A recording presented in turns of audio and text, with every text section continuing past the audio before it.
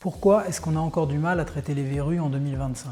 Il peut m'arriver d'entendre des patients me dire « J'ai une verrue au niveau du pied depuis un petit moment, je suis allé voir un dermatologue, mais bon, il n'a pas été très efficace parce que ma verrue est toujours là. » En général, quand on me dit ça, je réponds que c'est tout à fait normal.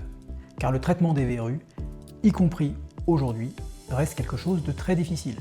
Même si ça peut paraître difficile à comprendre, vis-à-vis d'une pathologie extrêmement fréquente, qui n'a jamais eu de verrue, et donc pour laquelle tout le monde a déjà consulté au moins une fois.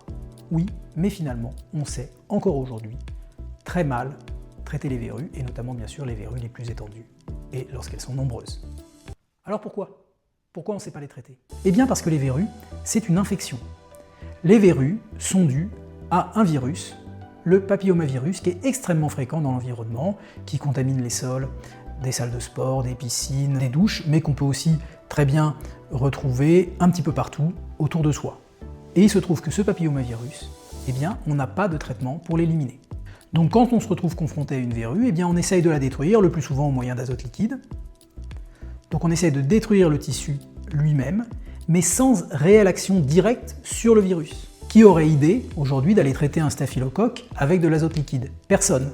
On prend des antibiotiques. Le problème est qu'on n'a pas ce traitement équivalent pour les verrues, et notamment pour les verrues plantaires.